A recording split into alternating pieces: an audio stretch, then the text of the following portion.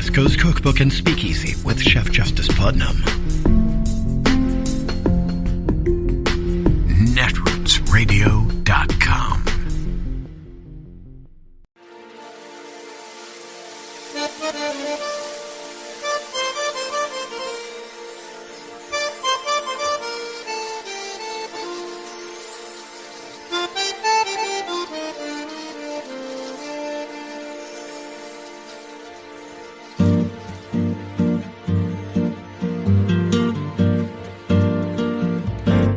Je voudrais du soleil vert, des dentelles et des théères, des photos de bord de mer, dans mon jardin d'hiver. Je voudrais de la lumière, comme en Nouvelle-Angleterre. Je veux changer d'atmosphère, dans mon jardin d'hiver.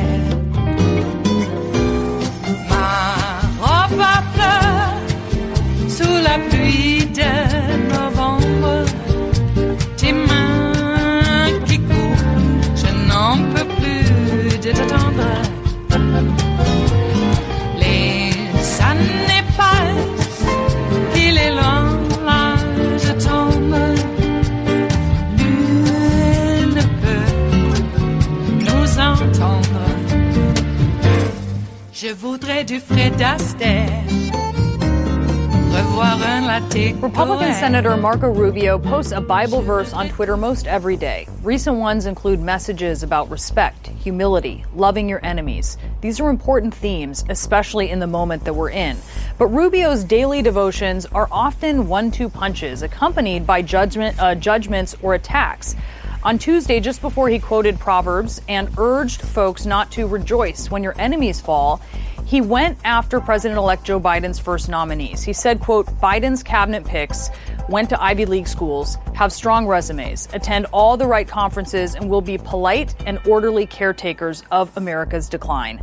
I support American greatness, and I have no interest in returning to the normal that left us dependent on China. Now, there is certainly a debate to be had between Republicans and Democrats on some very key issues that they are facing at this point in time, right? This includes ideologies that guiding each party on policy, and that would include U.S. and China relations. But Rubio is also going after Biden's picks for being educated and qualified and networking with people who know about the fields that they are now leading in. This is what they are now doing, what they're in charge of. It is a rejection of experience and expertise that permeated the Republican Party even before President Trump. And for someone cynically poking at Ivy League educations, Rubio fails to note that Biden will become the first president in 4 decades without an Ivy League education. Add Kamala Harris, and they're the first winning presidential ticket in 44 years without Ivy League stripes. So let's look at President Trump's administration, which for 4 years has been at the helm of the American greatness that Rubio champions. It's full of people who went to Ivy League schools: Harvard, Yale, Columbia, Dartmouth. Trump himself attended UPenn. Jared Kushner, the president's son-in-law and senior advisor whose portfolio constantly eclipses his expertise, went to Harvard. In The Price of Admission, Daniel Golden's book about how, quote, the rich buy their underachieving children's way into elite universities with massive tax-deductible donations, it was revealed that Kushner's attendance at Harvard followed his father donating $2.5 million to the school. Now, the Kushner family denies that there was any connection between the cash and his acceptance. Rubio's chief of staff, though, he went to Stanford Business School, not Ivy League, but it's the closest thing we West Coasters have to it, and it's arguably as difficult to get into as Harvard's business school. Rubio's former campaign manager taught at George Washington University, and on his bio page, he touts himself as a featured speaker at Harvard. The president himself, who we mentioned, for 4 years has helmed the American greatness that Rubio is talking about in his tweet. He considers his matriculation from the business school at UPenn among his greatest accomplishments, even 50 years after graduation. You know, I went to the Wharton School of Finance. Nice student. That's very smart. You know, Ivy League school, great, the best business school, I think. It's one of the hardest schools to, even in my day. I went to an Ivy League college. I was a nice student. I did very well. I'm a very intelligent person. You know, I'm an Ivy League. I went to an Ivy League college. I went to the Wharton School of Finance, which is the best business school in the world. I'm like a smart person. We have people running this country who are stupid. They're stupid. I went to an Ivy League school. I'm very highly educated. Now, Rubio's dig at Ivy League schools is actually an attack on elitism, which is a conversation that can be had. But this is with education standing in as the punching bag. It's a safe bet. Only about 1/3 of Americans have a 4-year college education, according to the most recent census figures. White Democrats are considerably more likely to be college educated than white Republican voters. And as Democrats have struggled to bridge that divide for years in a very real way, Republicans, even Ivy League educated ones, have tried to exploit it. We have a president who I think is a nice guy, but he spent too much time at Harvard, perhaps. I didn't learn about the economy just reading about it or hearing about it in the faculty lounge at Harvard. Now, ironically, Mitt Romney spent more time at Harvard than Obama did. He was a businessman, but he earned 2 Harvard graduate degrees to Obama's 1. And of the 1,300 students in Romney's class, only 15 earned the joint degree in business and law that Romney did. 3 of Romney's sons also went to Harvard. Among the Republican political elite, it's not real, this outrage about being educated. It's often just cynically feigned to score political points at the expense of the good of the country. Take coronavirus, where scientists say that wearing masks and living temporarily with common sense restrictions will help keep our fellow Americans alive. We get this from the Republican governor of South Dakota, where there are no restrictions in place and where 43% of the tests came back positive last week, according to Johns Hopkins. We are not and will not be the subjects of an elite class of so-called experts. We, the people, are the government. Now remember this, as Governor Noem fans the disdain of spending one's life devoted to learning about something. She doggedly pursued her own college education years after it was interrupted in her 20s when her dad passed away and she had to take over the family business. She reportedly received intern credits for serving as a member of Congress after she was elected in 2010, which is perhaps the best internship ever. And she spoke at a South Dakota State University commencement even before she had graduated from the school in 2011. Her education meant a lot to her. There used to be an intellectual center on the right, espousing principles which you may or may not agree with, individual responsibility and limited government. And it was the basis for an actual debate in the country on how to govern America, on what America can achieve with its influence. Increasingly, Republicans in power have banished their own principles, and instead they're focused on what? Tearing things down, like education, expertise, science, facts that will keep Americans safe. How can America have a reasoned policy debate when some members of one party, many members of one party, have said coronavirus is a hoax, when they won't acknowledge reality, like Senator Rubio, who has not yet acknowledged that Joe Biden won the election? Rubio attended a fine 4-year institution himself, the University of Florida, and he takes a cheap shot at people who have a very important job, too, who are only now receiving their first transition briefings in the last day because President Trump and most Republicans haven't acknowledged that they won the election, unless you plan to do that today, Senator Rubio. I want to talk now with CNN political commentator Essie Cupp, who is joining me. And look, full disclosure, Essie, you are a graduate of Cornell University, an Ivy League school. I apologize. I am. Congratulations. What is your reaction to this? Because on one hand, there's a conversation to be had about elitism, but this tweet really appears to be taking aim at expertise and education as well. Well, it's just so dumb. I mean, as you point out, Marco Rubio is reliably good for a self-own, as he was in this tweet. But the more important point I think that you allude to is this anti-intellectualism, anti-expertise, anti-experience project that has been cloaked in conservative populism over decades has, I think, become hackneyed and kind of lazy, but also demonstrably dangerous, especially right now during a pandemic. We have seen what a lack of expertise means in real lives. So I think now is exactly the time that you'd want people who know what they're doing. That does not have to mean they come from great educational backgrounds. It has to mean that you have the right people in the right jobs. Ben Carson, very smart guy, has done very little in housing and urban development because presumably he has very little experience in housing and urban development. Rex Tillerson, a very smart guy, an engineer by trade, was probably not the right guy for Secretary of State. So it's about finding the right people, and I think that's what Joe Biden's committed to, regardless of Marco Rubio's dumb swipes. And maybe understanding, what average Americans are going through, right? What are working class Americans dealing with? This is something the Democrats do need to grapple with. They did cede some of that territory in when Hillary Clinton lost. And I mean, can you speak to that a little bit? Because this is an important debate to have about being out of touch or understanding what people are going through.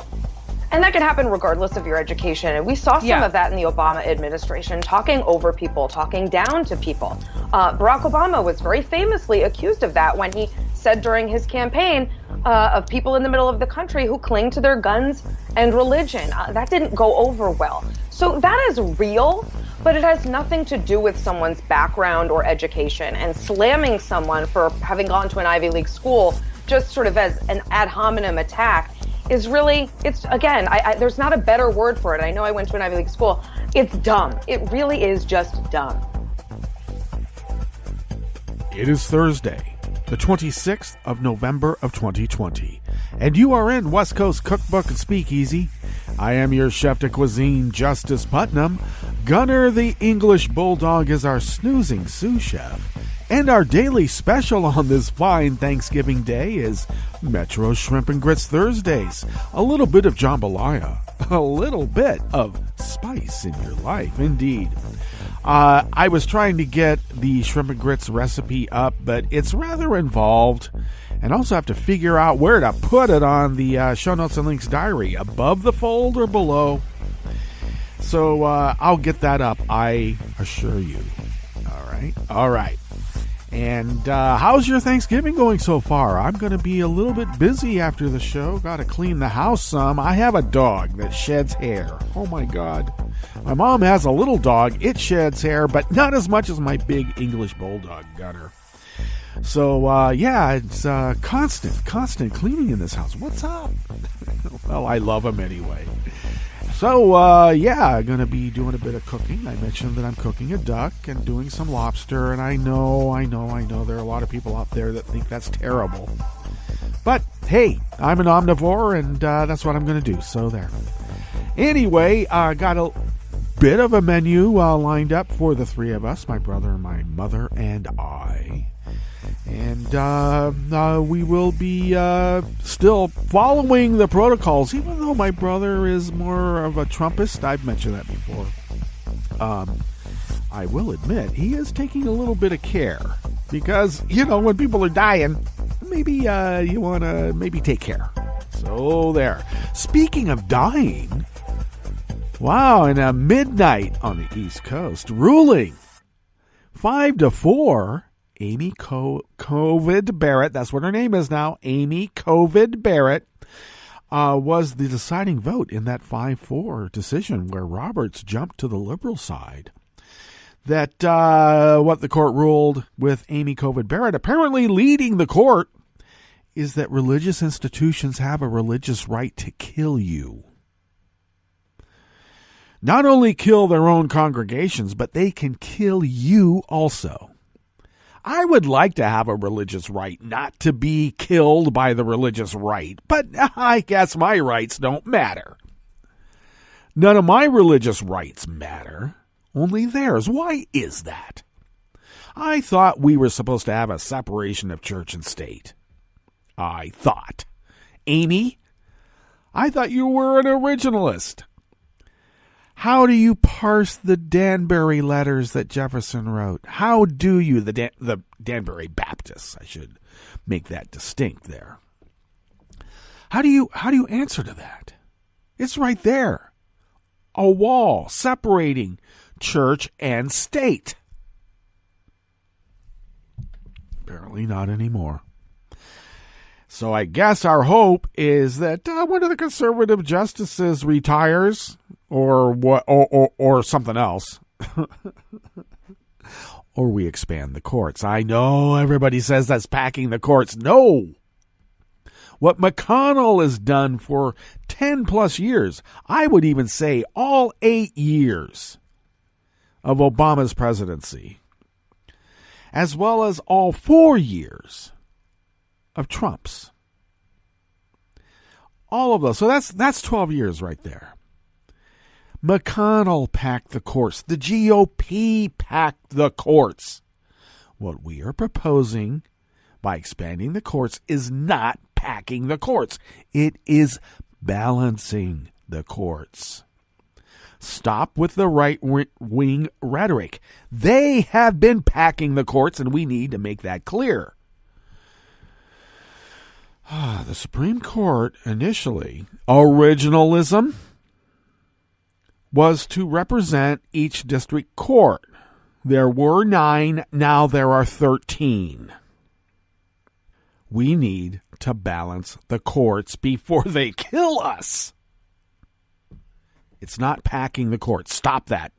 McConnell packed the courts. The GOP have been packing the courts with Federalist Society incompetence for much longer than those 12 years I just mentioned.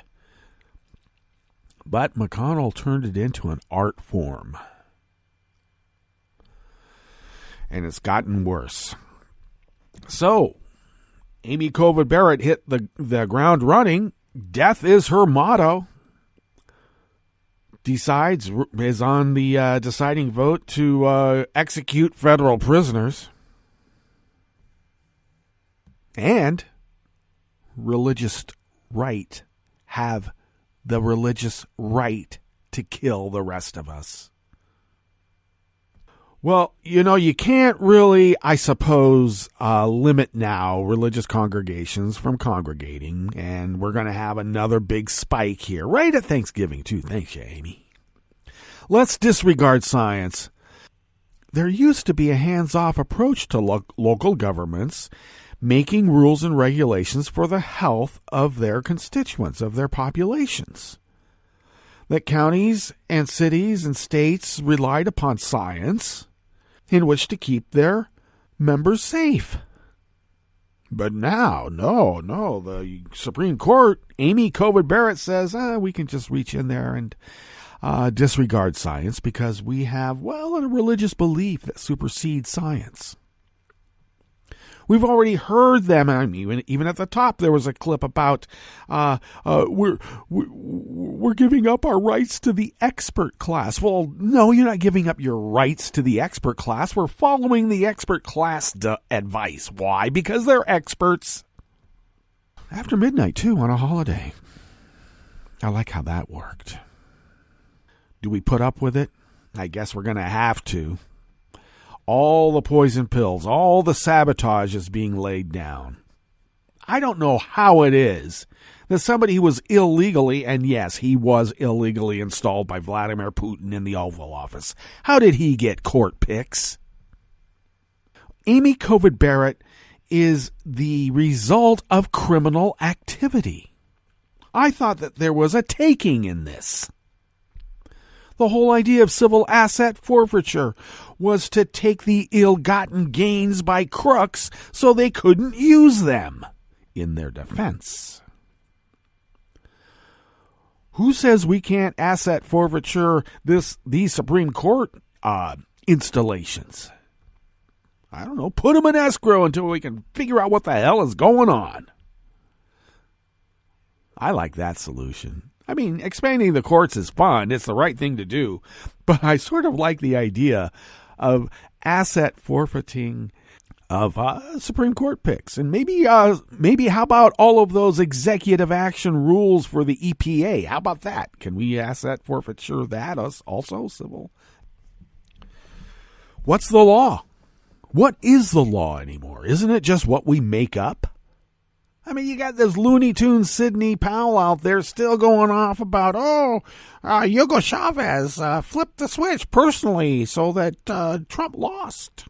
Really? Hugo Chavez has been dead for 10 years, but hey. If you believe JFK Jr. is still alive, I guess you think Hugo is as well. What's on the rest of the menu here in the Bistro Cafe of West Coast Cookbook and Speakeasy on Thanksgiving Day? On the rest of the menu, well, crushed by the pandemic, El Paso officials have hired a law firm to collect over $500,000 Trump still owes them from a 2019 rally, and they're never going to get it. One of the QAnon-addled incoming GOP congresswomen hissed that virus safety efforts are somehow starving people. And here's some good news. PEN America honored President Obama with its Voice of Influence Award. Very good news. After the break, we move to the chef's table, where Germany will compensate gay service people who experienced discrimination in the military before a change of policy 20 years ago. And a man from Lippe, Germany, is held for driving into a gate outside Angela Merkel's Berlin offices again. All that and more. In West Coast Cookbook and Speakeasy, bon appetit.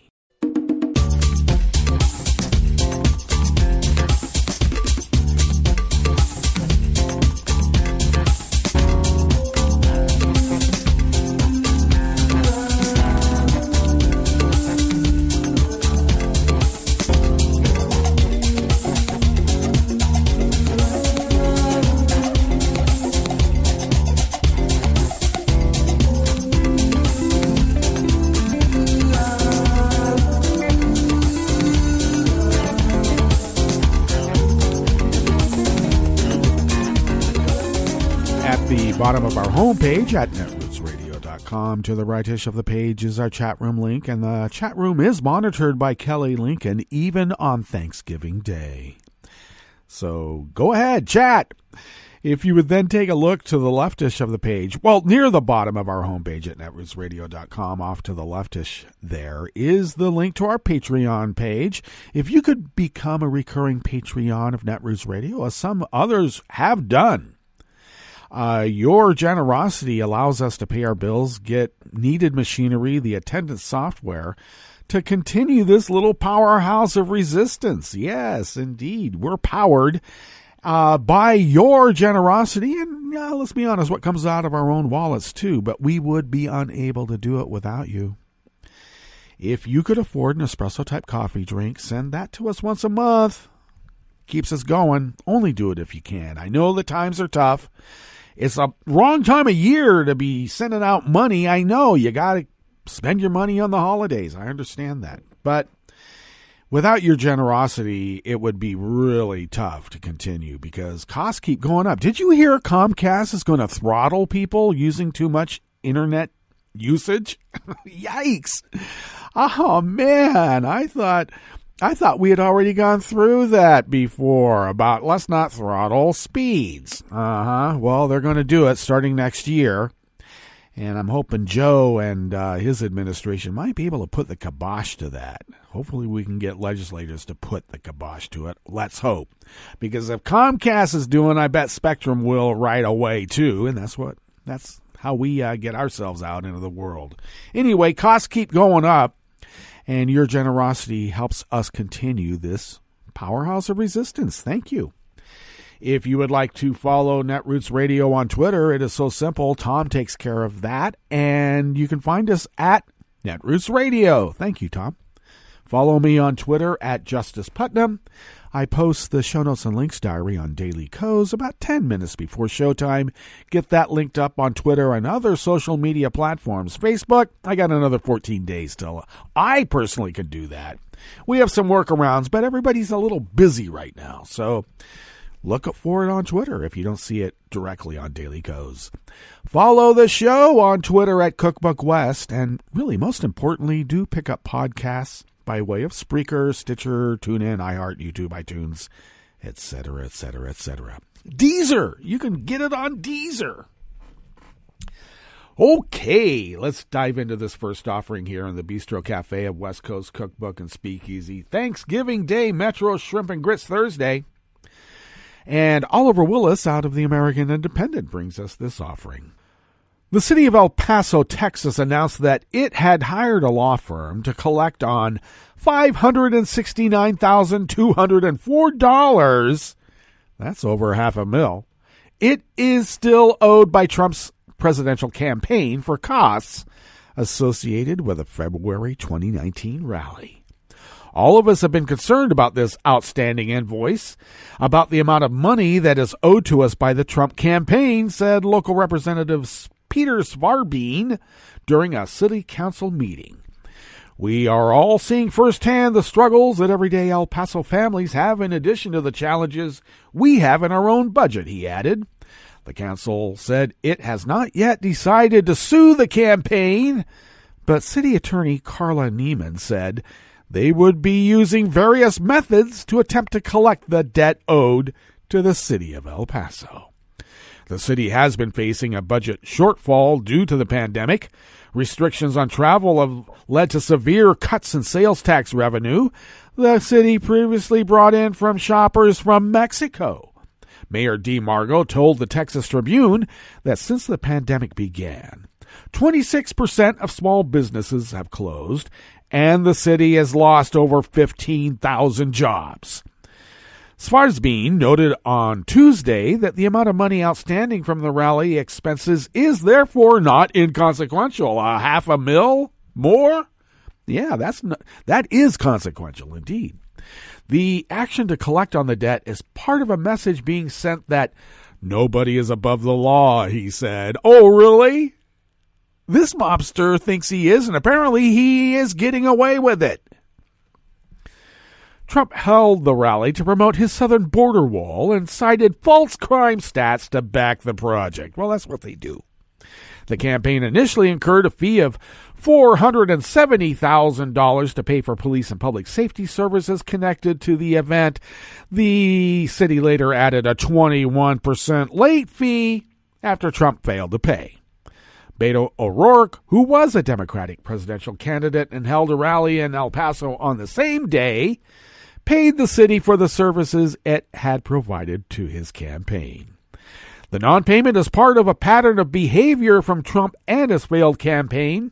Even as cities and municipalities continue to struggle with the fallout from the virus, along with traditional government expenses, Trump has thus far failed to pay more than $1.8 million to multiple communities. Over the course of the 2020 campaign cycle, the Trump campaign and the RNC disclosed that they had raised $1.5 billion, but spent much of the money on ads in states Trump was unlikely to win.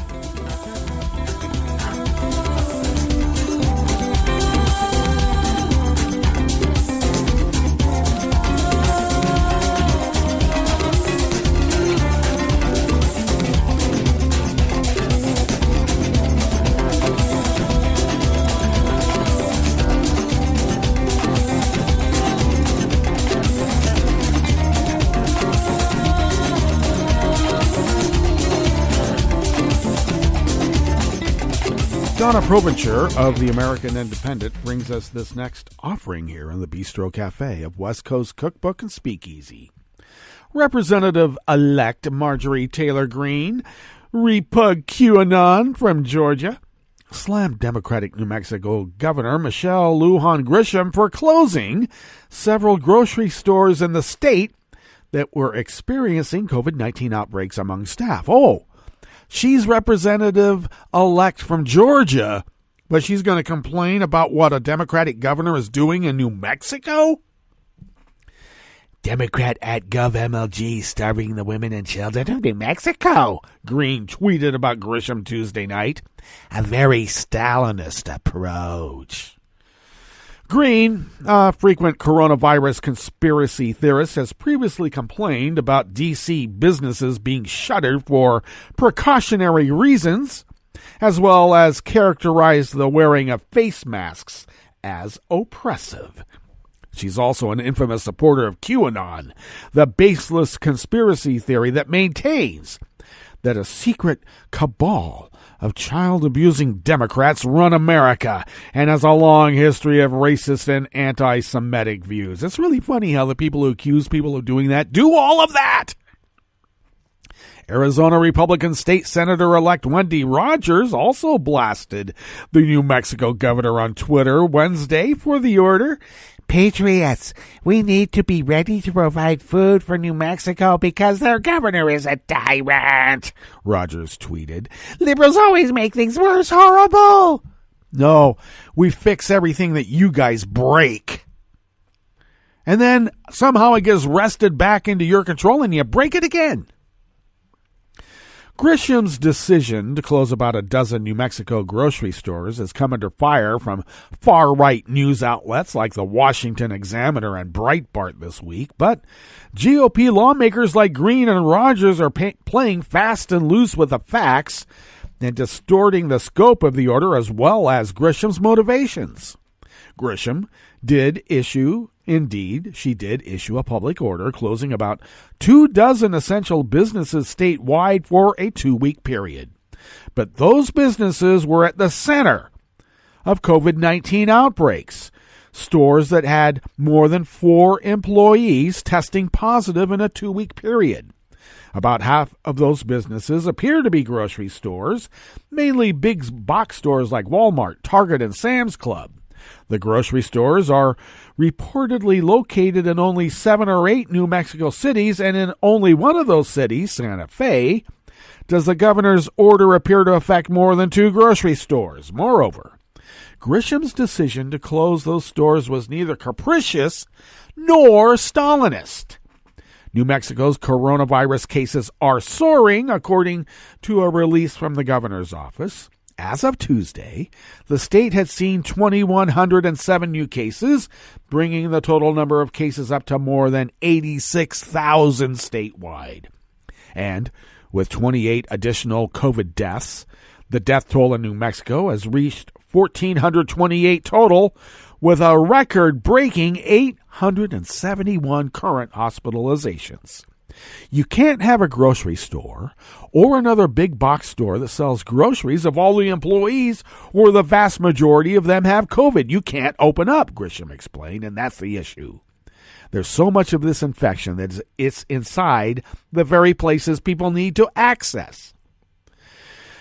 A spokesperson for Grisham told a local news outlet that false claims about the store closures were simply politically motivated, describing them as Republican talking points. When asked by the outlet if the governor would potentially reverse course on the matter, the spokesperson responded, "The state is not forcing anyone to stand in a crowded line, as you suggest." Attacks on Grisham by right-wing outlets and Republican lawmakers coincide with media reports that the New Mexico governor is a top contender for President-elect Joe Biden's health policy. According to Politico, Grisham, who is co-chair of Biden's transition, is favored by the Congressional Hispanic Caucus to helm the Department of Health and Human Services. When we think about someone who's a manager and a leader who knows these issues, Michelle is the top of the list, said Representative Pete Aguilar, a Democrat from California.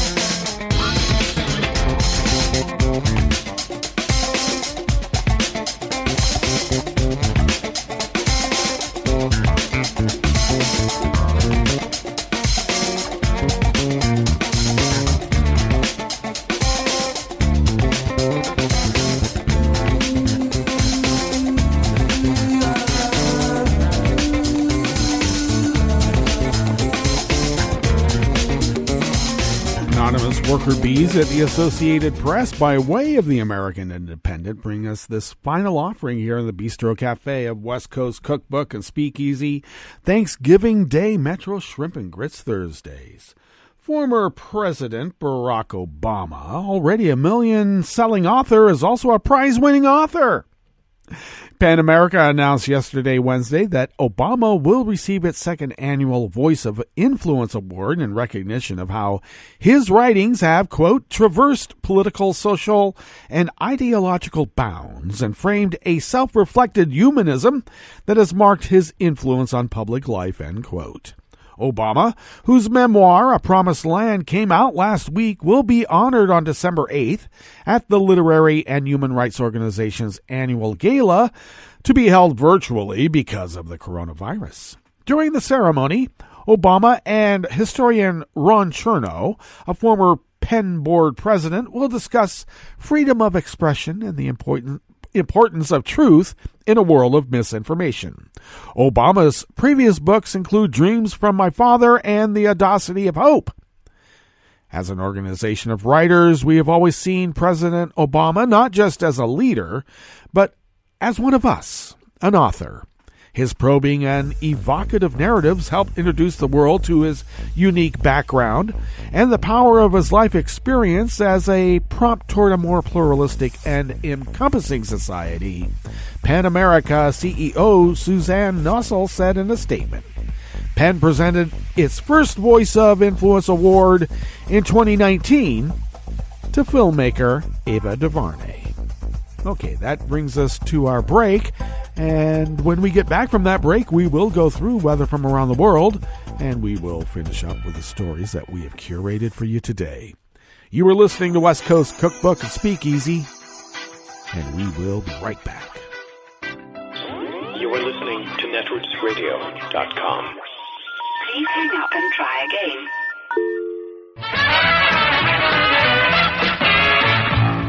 From a point at sea to the circles of your mind, a new force is at work for planetary transformation. New radio for a new Earth.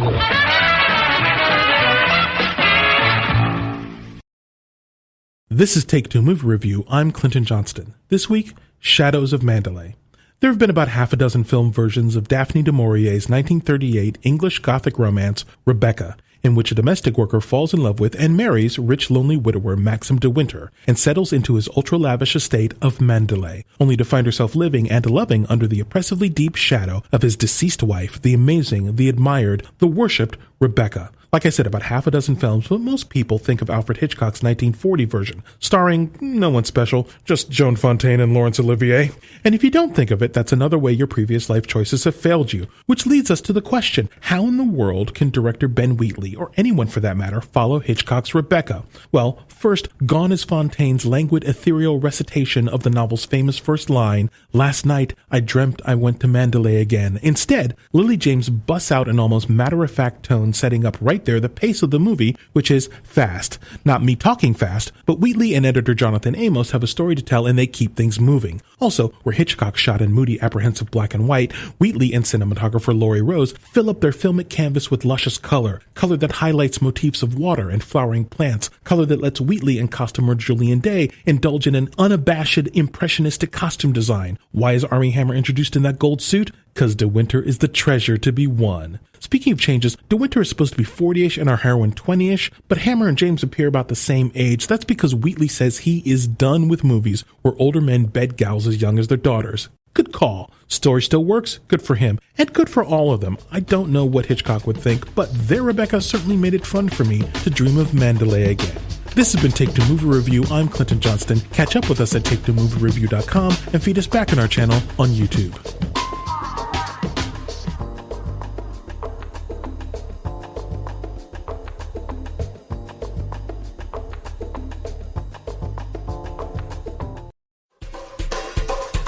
This is Scientific American's 60-Second Science. I'm Christopher Intagliata.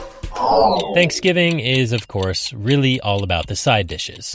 And alongside mashed potatoes and the yams, Brussels sprouts are a common side on many Thanksgiving tables. Not that they're equally appreciated, but science is here to save Turkey Day with a way to mitigate the sprouts' intense, slightly bitter flavor. And here's the secret. Take swigs of red wine as you eat them. Like any human research study, or perhaps more importantly for one in which you'll be forcing people to eat Brussels sprouts, the project started off with approval from an ethics committee. Researchers then served 28 volunteers slices of microwaved Brussels sprouts and asked them to rate the intensity of their flavor on a scale of 1 to 10. They then alternated their bites with red wine, gravy, or bottled water and rated the flavor again. Turns out the subjects scored the sprouts as significantly less intense on the flavor scale after a sip of wine, 3.5 out of 10 compared to 5.5. Maybe the scientists right because the astringency of wine interferes with the saliva's ability to deliver bitter flavor molecules to the taste buds. The results are in the Journal of Texture Studies, which is a real publication. Unfortunately for the kids at the table, gravy and water did not do the taste trick. But for adults who choose to use this Thanksgiving hack, please imbibe responsibly, though it's hard to imagine you'll be eating that many Brussels sprouts. Thanks for listening. For Scientific American's 60-Second Science, I'm Christopher Intagliata. 1 in 6 Americans get sick from eating contaminated food each year. Contamination caused by salmonella is especially common. It's sometimes found in poultry, eggs, ground beef, pork, and even peanut butter. To reduce your risk from this and other foodborne germs, remember to clean, separate, cook, and chill. Clean your hands with soap and water. Separate raw meat, poultry, and seafood from other foods. Wash counters, cutting boards, and utensils before and after using them. Cook all food thoroughly and use a food thermometer to make sure food is cooked. Promptly chill meat, poultry, eggs, and other perishables. Finally, don't prepare food for others if you're sick, and be extra careful when you prepare food for children, pregnant women, the elderly, or people in poor health. To learn more about making food safer to eat, visit www.cdc.gov/vital signs. Hi, it's Tom. Could we humbly suggest your donation to netrootsradio.com? All we've got to run this 24-hour powerhouse of progressive resistance radio is what comes out of our own wallets. And you are our biggest donor. And it doesn't take much, $3, $5. Just go to the bottom of our netrootsradio.com page and hit our secure donate button. Heck, you can even make a recurring contribution. And you'll get a wondiferous pair of Netroots radio stickers for application to your backpack, your bumper sticker, or your banjo. Well, it's up to you which backpack you want to put it on. So donate what you'd like at the bottom of our netrootsradio.com's homepage. Because you are our biggest donor. Netrootsradio.com. Together, we are Resistance Radio.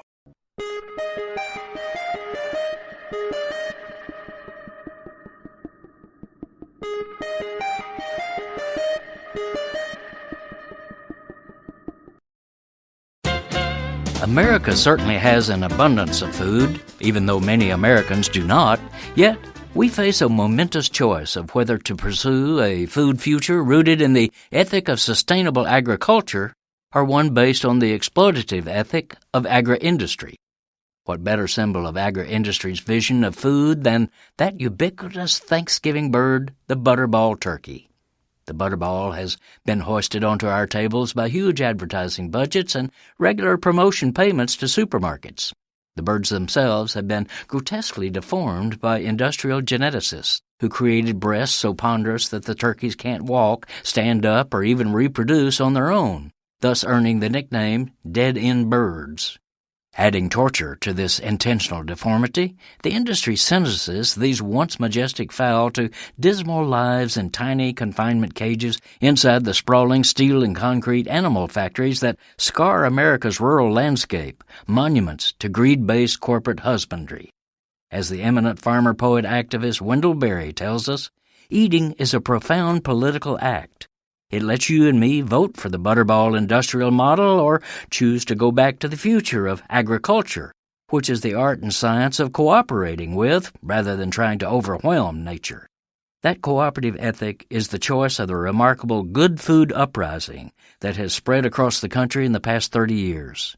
Now, the fastest growing segment of the food economy, it is creating the alternative model of a local, sustainable, small-scale, community-based, organic, humane, healthy, democratic, and tasty food system for all. This is Jim Hightower saying, to take part in the good food movement and find small-scale farmers, artisans, farmers markets, and other resources in your area, visit www.localharvest.org. Need an antidote to the progressive blues? Want some good news about how grassroots folks are rebelling against the corporate powers and winning? Well, here's an easy-to-swallow pill for you, the Hightower Lowdown. Hightower's monthly newsletter will give you the lowdown, even as it lifts you up. It's 4 pages a month, jam-packed with facts you can use, actions you can take, and Jim's own Texas humor, all for only $15 a year. To become a lowdowner, go to hightowerlowdown.org. I'm Rick Smith, and this is Labor History in 2. On this day in labor history, the year was 1867. That was the day that J.B. Sutherland of Detroit patented the first specialized refrigerated railroad car. Sutherland's design included ice tanks at both ends of the car and ventilation flaps on the floor, which used gravity to send a draft of cold air flowing throughout the car. Sutherland could find no investors interested in financing his railroad cars on the railroad lines. However, in 1868, William Davis devised a newer refrigerated car which allowed meat and poultry to be shipped across the United States. Davis sold his refrigerated car patent to George H. Hammond. Hammond was a Detroit meat packer. He used the new car to transport meat from Michigan to Boston. Hammond became a meat shipping tycoon because of Davis's invention. Refrigerated cars revolutionized the meat packing industry. Previous methods of shipping meat were not the best. Gustavus Swift, a Chicago meatpacking owner, had tried using bins of ice in boxcars and went so far as attempting to use boxcars with no doors to keep the meat cool. Finally, Swift perfected the refrigerated boxcar, improving on the ideas of both Sutherland and Davis. The Swift meatpacking operation was located on the south side of Chicago. The refrigerated car centralized meatpacking and helped to make Chicago, as poet Carl Sandburg wrote, the hog butcher for the world. At its peak, the stockyards employed more than 50,000 workers. One Swift competitor, Armour & Company, could butcher more than 1,200 hogs an hour. During the 1890s, 12 million cattle and hogs were slaughtered in Chicago, and the meat was distributed throughout the nation by rail car. The stockyards became an important site of labor organizing, especially for the Congress of Industrial Organizations in the late 1930s. This is Solidarity News on Radio Labour. This is a Radio Labour report recorded on Thursday, November 26, 2020. I'm Mark Boulanger. During the week of November 25th, unions around the world organized many events commemorating the UN's International Day for the Elimination of Violence Against Women. One of the sectors severely affected by workplace violence against women is transportation, where women work as bus drivers, flight attendants, truck drivers, seafarers, and other occupations. I talked to Jody Evans about violence against women in the transportation sector. Ms. Evans is the Women Transport Workers and Gender Equality Officer for the International Transport Workers Federation. The ITF represents 20 million workers in nearly 700 unions. I asked her about violence against women in the transport sector. Marked gender-based violence is endemic in the stubbornly male-dominated transport industry. A woman transport worker from Kenya told me that her colleagues have started going to the toilet in groups after one woman was raped during a blackout. Sectors like transport have been constructed and continue to structure work with men in mind, so women often feel unwelcome. Women are increasingly part of the workforce and claiming their space, but they are reminded time and time again that it's a man's world and they don't belong. They are told to man up or leave the job, and they are made to believe that violence is inevitable. Women are also often forced to be limited in the roles that they play in the industry to those that society perceives as fit for women, like customer service and administration. Women often tell us how proud they are to be transport workers and including keeping the world moving during this pandemic. I've spoken to many women who are proud to be one of the first women employed in particular jobs traditionally seen as men's work, but women also tell us that working in this industry can be tough. A 2017 survey by the European Transport Workers Federation, the ETF, found that 26% of the 1,444 women transport workers they surveyed believe that harassment is considered to be part of the job. One aircraft marshaller from Brazil shared with me the words of her colleague when she complained about having to use the men's toilet. He said, "Love, for you to stay here, you're going to have to learn to pee standing up. This is a man's place." Many women are excluded from decent transport jobs because of violence, and others leave the industry because of the violence they've been subjected to. What are some of the solutions the ITF has been working on to decrease violence against women in the workplace? Well, since the problem is in the root or the foundation, the solutions or the change also have to be at that very root or foundation level. So we're working on solutions globally, but also with our affiliated trade unions for action locally. We're developing our global policy and strategy to challenge the gender-segregated nature of the transport industry. An industry still very wedded to the idea of boys and girls jobs, which leads to a set of expectations and behaviours for workers, and that limits women's opportunities and needs to be challenged. Making the issues visible is a really crucial step towards solving the problem, and gender impact assessment in industry policy and decision-making is vital. Very recently, we supported women leaders from our affiliated trade unions in India to undertake the largest known national study on domestic violence and the workplace, with over 15,500 participants.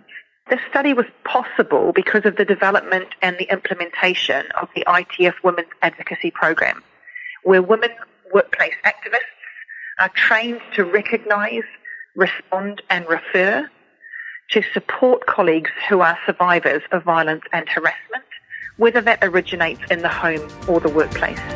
This is true global sisterhood in action. You can find more information about violence against women in the transport sector at itfglobal.org. And that's it, international labor news you can use. I'm Mark Boulanger. Thank you for listening. And remember, it's all about global solidarity.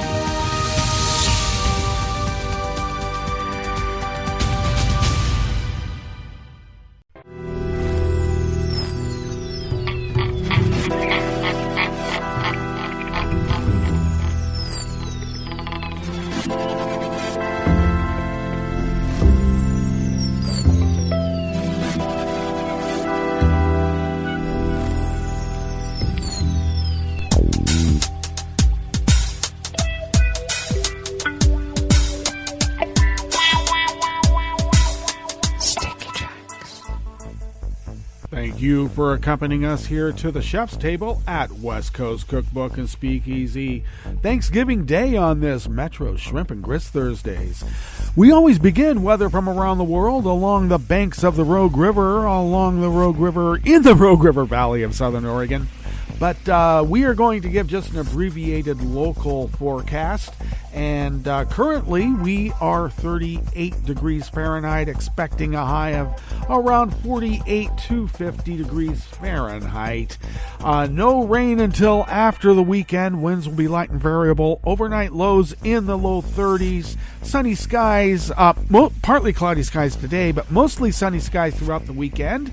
And no forecast of rain until Monday.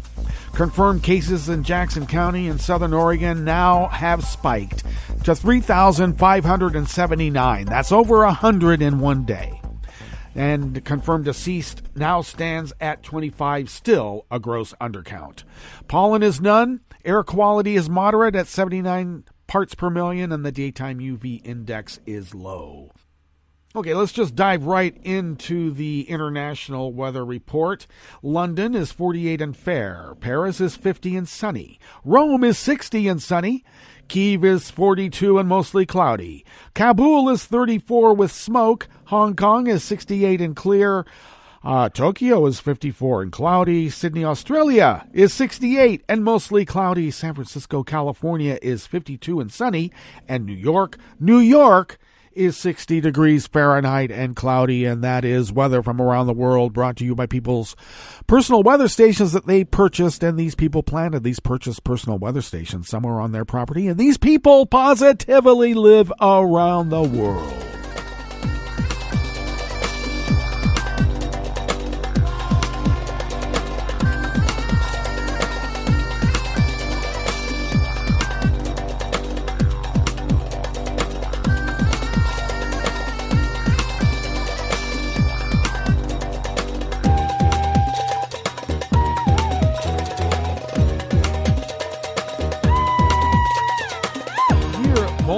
Of the Associated Press brings us this first amuse-bouche here at the Chef's Table at West Coast Cookbook and Speakeasy. Germany's cabinet approved legislation that would provide compensation to gay service people who experienced discrimination in the military before a change of policy 20 years ago. The decision comes 2 months after Defense Minister Annegret Kramp-Karrenbauer issued an apology for decades of discrimination.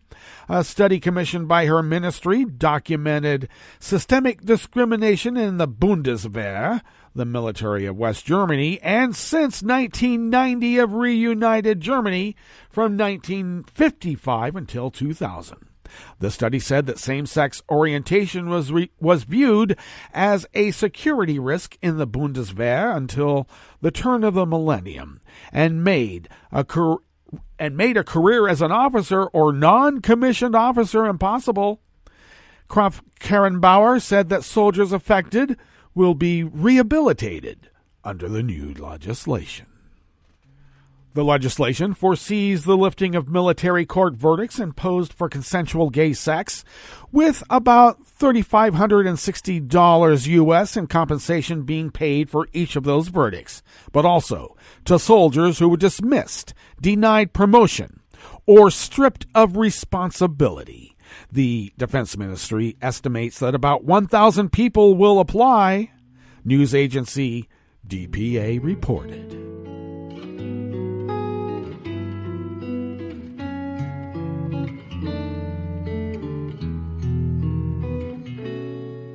Je te donne ce mon amour pour la vie entière, la promesse de me trouver à tes genoux. Aussitôt que tu m'appelles, rester toujours fidèle, c'est tout, c'est tout.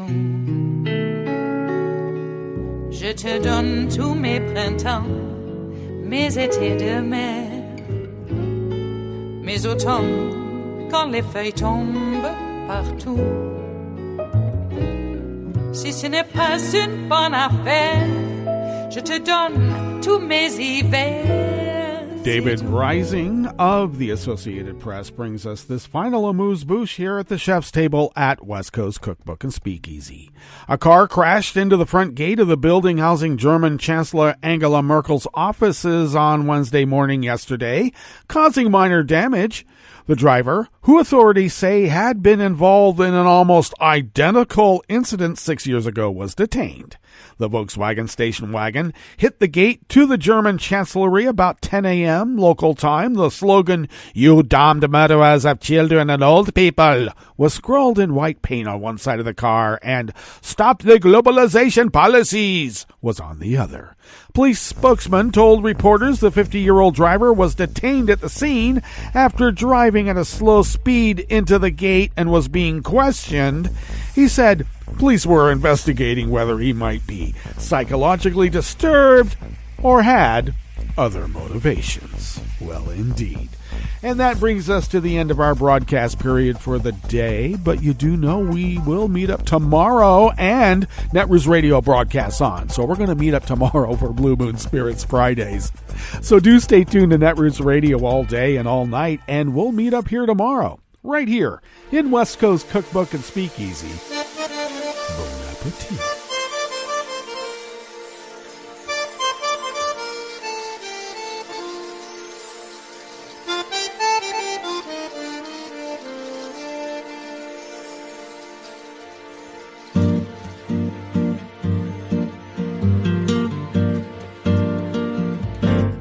Je voudrais du soleil vert, des dentelles et des théères, des photos de bord de mer, dans mon jardin d'hiver.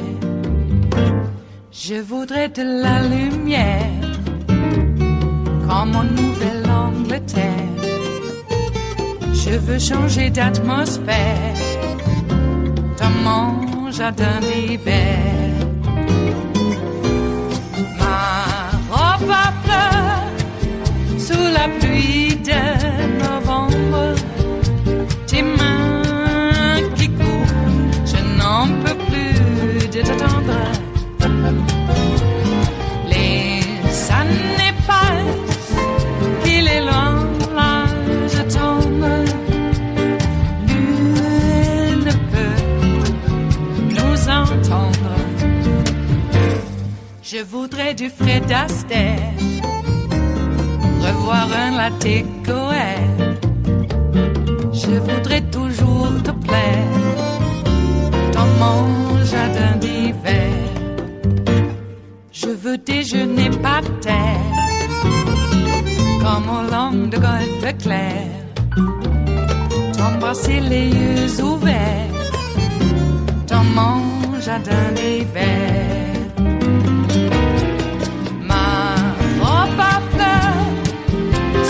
Pluie de novembre, tes mains qui courent, je n'en peux plus de t'attendre.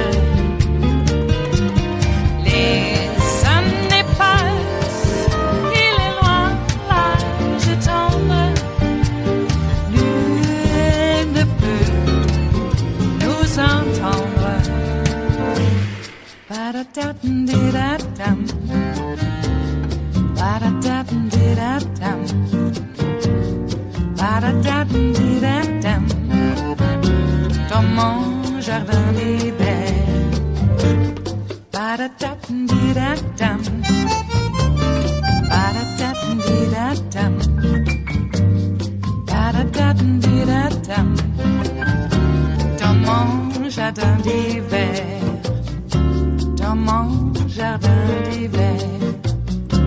Dans mon jardin d'hiver.